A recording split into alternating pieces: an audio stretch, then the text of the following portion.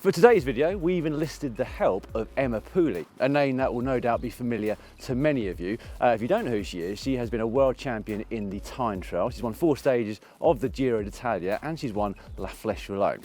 We won't focus on those results too much though, because I have no doubt that her biggest achievement was that she too used to ride for the Cervelo test team. She's not actually said that to me, it's just one of my assumptions. Anyway, she has helped us with today's video, which is entitled How to Climb Nasty.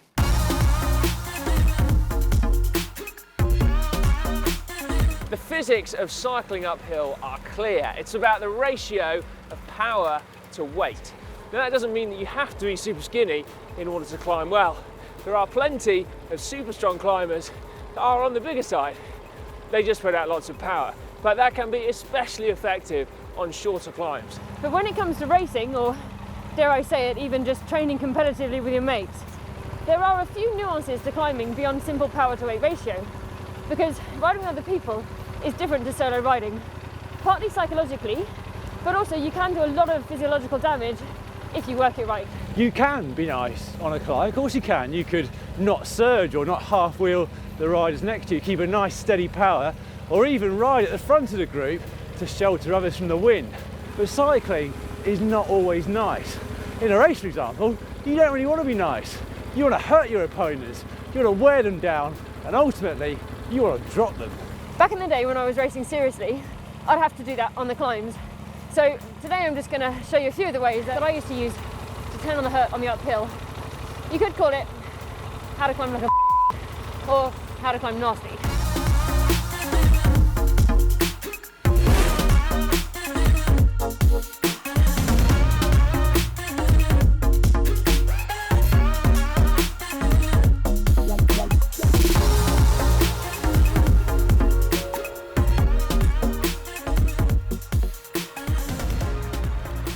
The most straightforward approach first, full gas upper climb. Now this one does rely on you knowing that you have a better sustainable power to weight ratio than your opponents. Because remember, anyone sat on your wheel is going to be benefiting from your draft. Unless of course it is an extremely steep climb. There is always the slim hope that you could trick your opponents into thinking that you're stronger than them. Secondly, a technique I like to call armpit stalking. This was taught to me by a team director at the Tour de l'Aude. So basically it consists of riding just behind and to the side of your rivals, sort of in their armpit.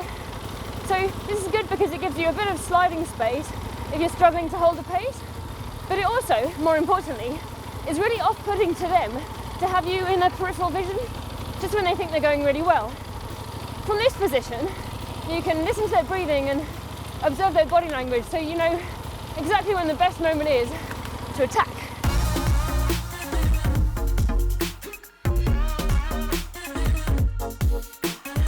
My personal favourite was the Fartlek technique, which is a word from Swedish used in running training, where you mix up continuous running with intervals.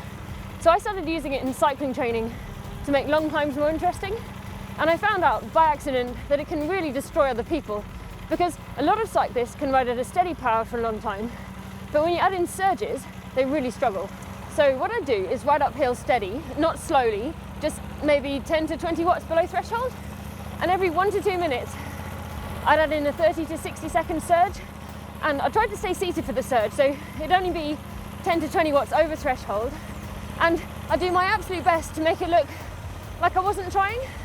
So the idea was that to the person on my wheel, it wouldn't look like much a change in my riding, but it would just suddenly feel a bit harder.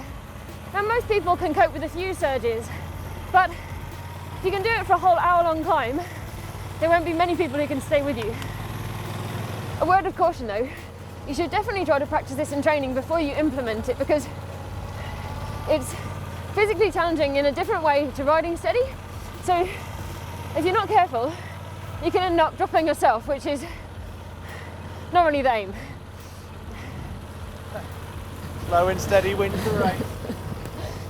Similar to that, but more like traditional attacking riding.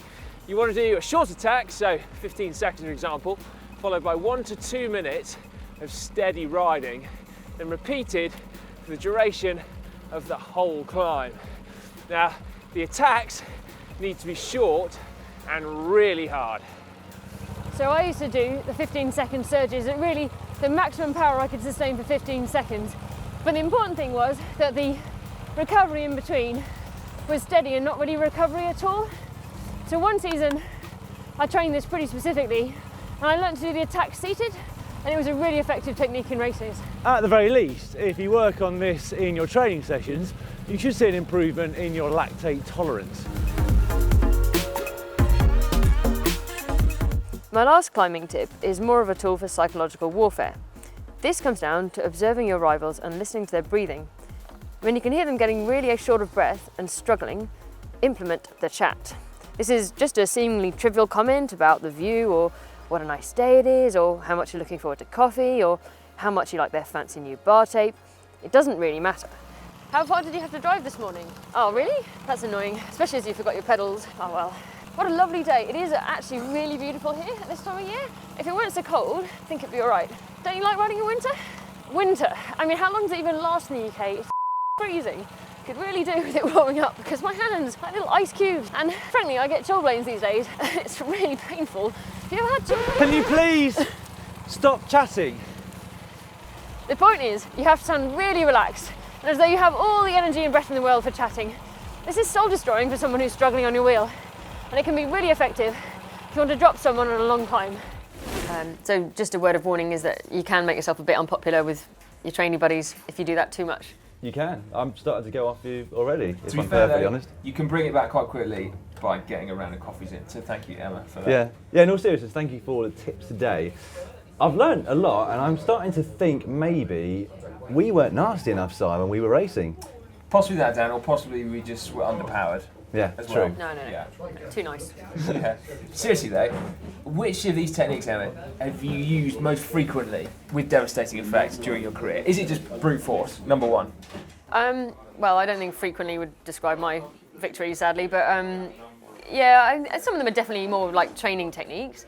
And yeah, I think the seated 15-second attacks, that was a pretty good one, because when you stay seated, people don't expect you to be attacking, so you could really use it as a sort of surprise attack. And yeah, so the year I trained, that was 2010, and it was my best year, definitely, and managed to use it. I think I used it at Pooley to get away from the group at the end, which was good for me, like tactically very astute by my standards. Nice. Yeah. Well, yeah, that's one to practice then, winning GP Pooley. Emma being quite modest there, because we heard previous to filming this that not only did she drop the group, but the group contained Mariana Vos. She can't remember whether she was seated or not as she did that, but nonetheless very impressive indeed. One of the biggest one-day races in the world. Yeah, it's probably the only time I dropped her, but you know. Yeah. Well, we've certainly learnt plenty today. We hope you have at home as well. Whether or not we can actually implement it at any point in the future remains to be seen. We can always try, Dan. We can always try. Yeah.